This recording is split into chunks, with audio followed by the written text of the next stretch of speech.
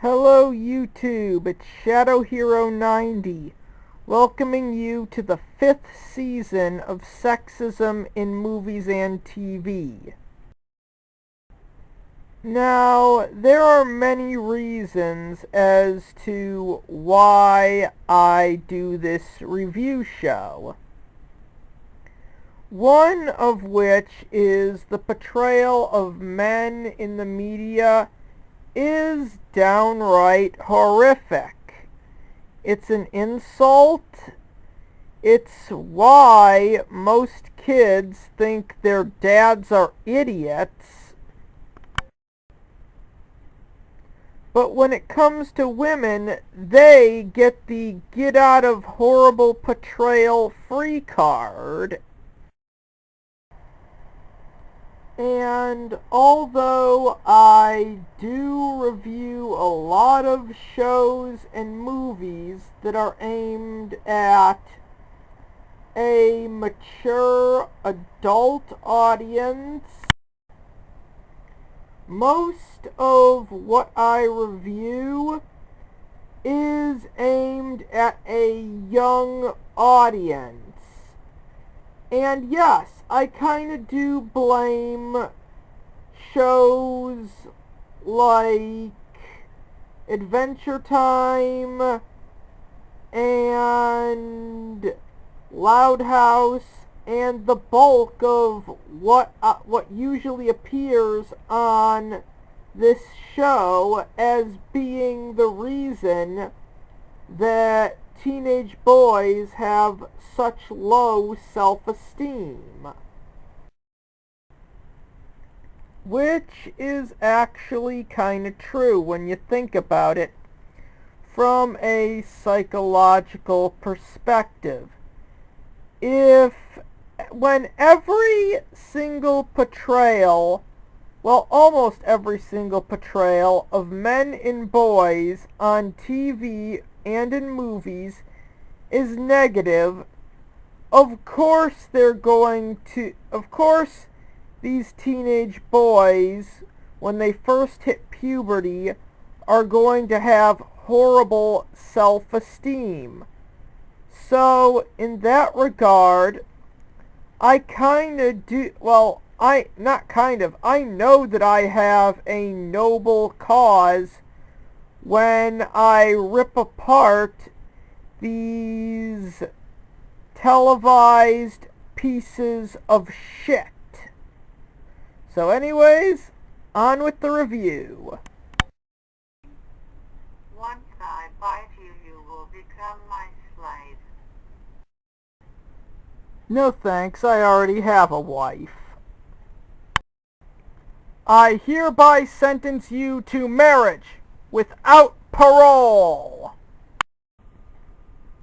Did you laugh at any of those jokes? Well, if you did, shame on you. You see, for some stupid reason, and I will agree that most of the trying to make marriage seem like a death sentence is not exactly a good idea. I really like the movie Get Out. I think it's a very good movie that plays with a lot of powerful themes, and I do agree. Also, through YouTube, I heard that, you see, this movie I really wanted to see until I found out about the feminist themes in the book that it was based off of. And now, in modern day, with the success of Jordan Peele's Get Out and the men's rights movement, I can't believe that Hollywood hasn't decided to do a men's rights version of the movie Get Out, or a men's rights version of the Stepford Wives. The movie would work like this. A man would be out on a date, he'd have too much to drink, and then he'd wake up handcuffed in his date's cellar. She'd keep him prisoner and starve him while she constantly eats and gets fatter and fatter. Then this guy, who's become skinny enough to slip through the handcuff, makes it out, stabs the fat bitch in her sleep, and walks out, making his way to freedom. The insult actually is that there is a movie that fits that description, only it's a gender-swapped version of what I described. The movie starts up with a bunch of hooks and blades as a woman is running out of a cellar. She encounters the villain and tries to fight him off. She's able to make it out of the house, but eventually he does kill her. He then kisses the dead body of the woman he just murdered, seals it in plastic, and then we get the title screen. Okay, in order to explain how bad that this shit movie is, I'm going to give it an abridged review, like I've done with so many in the past. And to make sure you all know that this isn't comedy, and I did not bother to learn the characters' names, it was that bad. So I'm going to be referring to this guy, the antagonist, as Creep, and this whore as Final Girl. And just for the record, this is not comedy. This is not meant to be taken in a comedic way at all. So anyways, let's start the review. Okay, so Final Girl and her best friend go home after a night of drinking.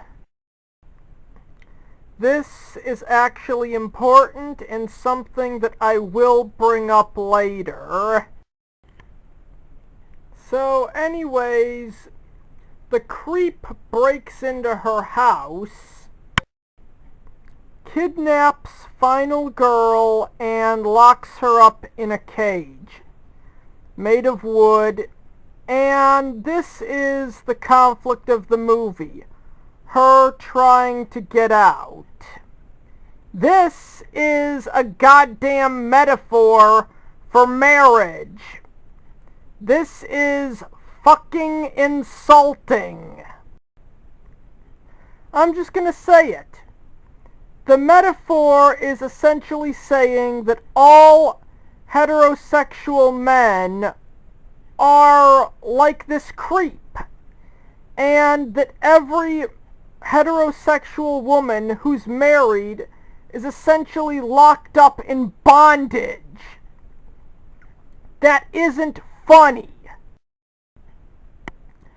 You know, if the creep had been a vampire, a werewolf, a zombie, a cannibal, or any other horror movie cliche, this film might actually have a chance at being tolerable.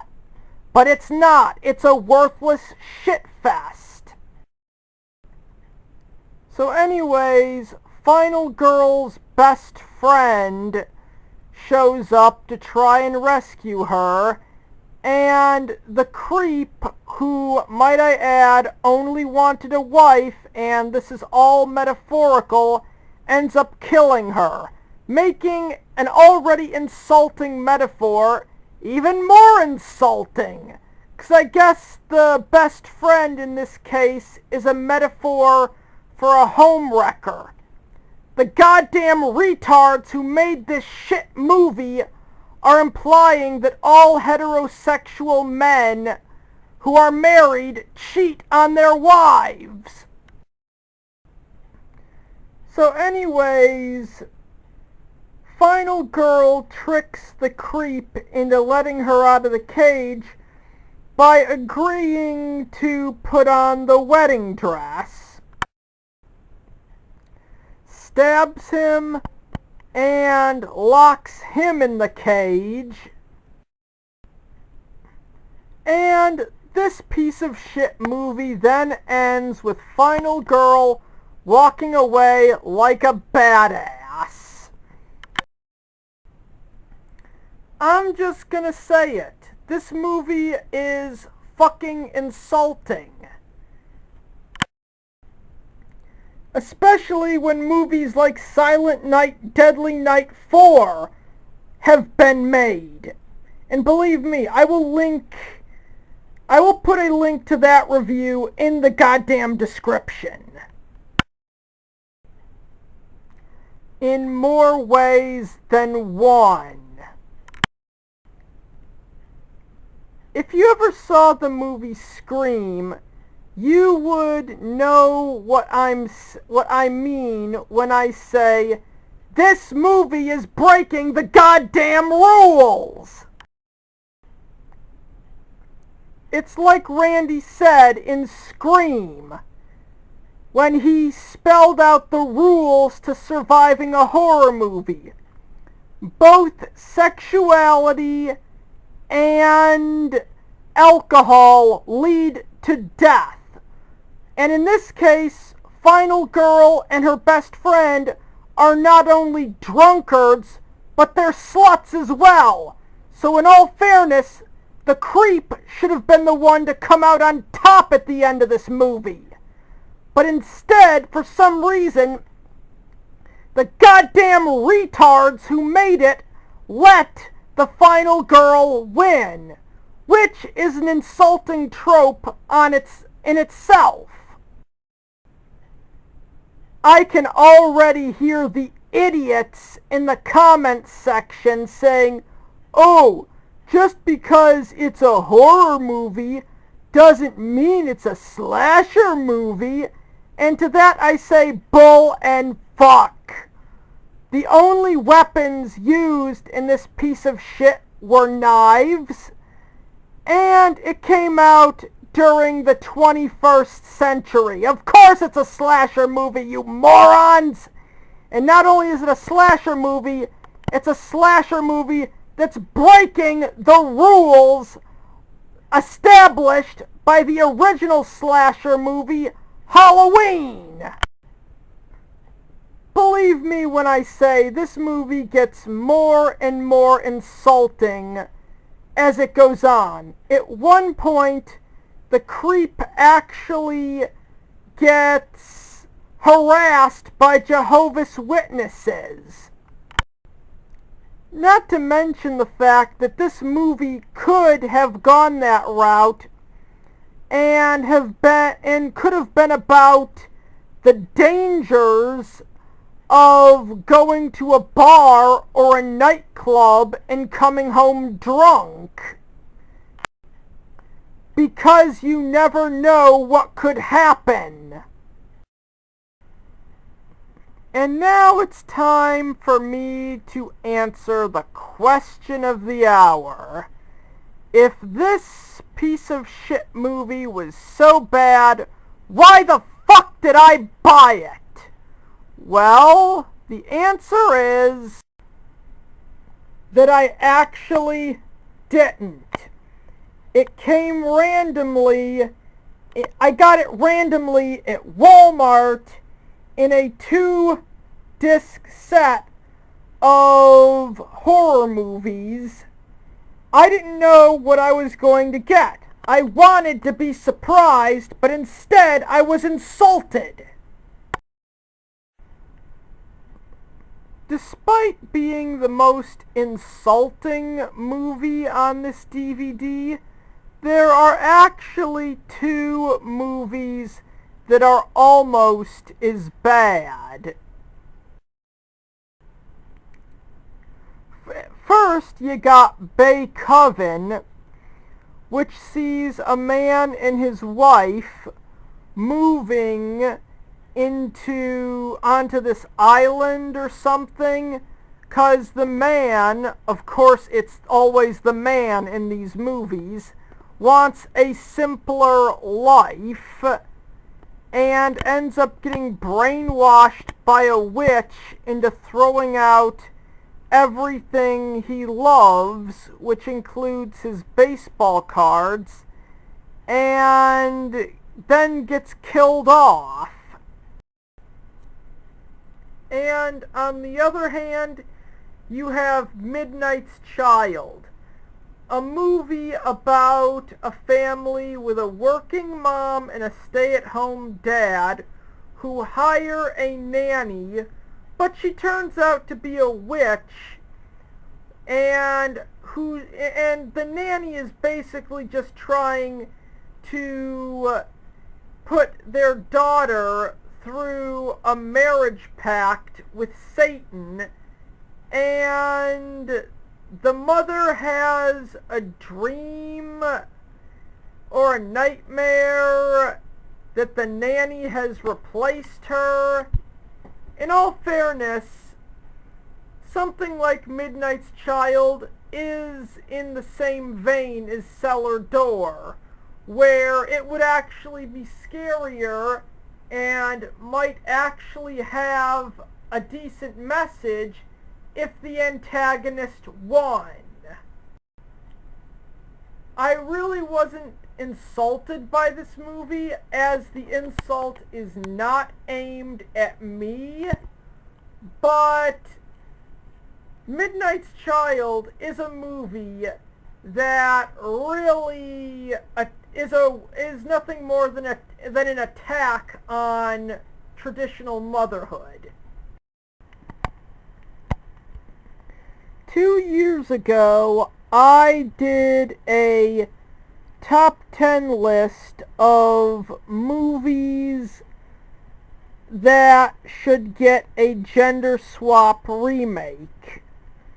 Now, if I had seen any of these 3 movies prior to making this list back in episode 25, these 3 would be at the top, along with a gender-swapped remake of The Shining that strictly follows the Stanley Kubrick adaptation from the 80s. Now, do you remember all those sexist jokes that appeared right before the review started? Did you laugh at any of them? Well, if you did, shame on you. If you laughed at any of those jokes or found them funny, you are nothing more than a man-hating sack of shit. And that's it. It's done. The review is hereby over, and Echo Bridge can go fuck off.